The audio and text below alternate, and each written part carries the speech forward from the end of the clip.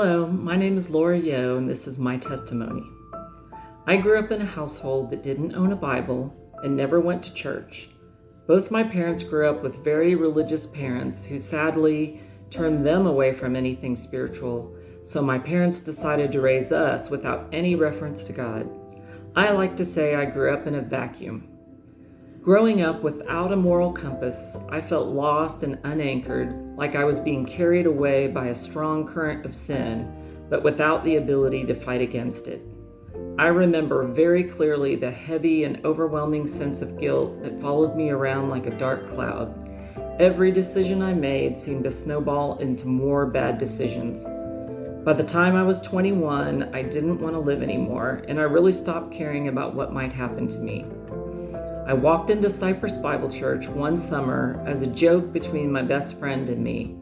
We thought her parents would ease up on us and ease up on her curfew if we went to church with them. But the joke was on me because at CBC I first heard the story of Jesus' forgiveness and how his death for all my many sins would give me the do-over in my life that I so desperately wanted. After I embraced Jesus, my life is full of meaning and purpose that transcends any circumstances of daily life. I am always very aware that I probably shouldn't even be alive because of my many stupid risks I had taken before I knew Jesus. Now, every day that I live is really just a bonus, and I am able to live without fear because I know that God is guiding my steps and he is always with me. I am never really alone. Following Christ has helped me as a wife and mother.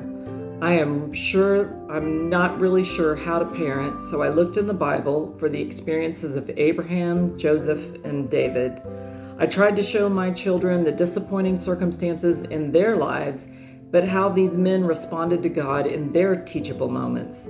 I wanted my children to learn to look to Scripture for the answers that they need in their life, rather than to be just dependent on my limited wisdom. God is the perfect parent. Finally, following Jesus makes it exciting to serve him through the church. Finding out what my spiritual gifts are has really helped me to serve with joy instead of just a sense of duty. When I use my spiritual gifts, I am energized and filled with a supernatural joy. It did take me quite a few different ways to serve before I discovered that I was a Bible teacher.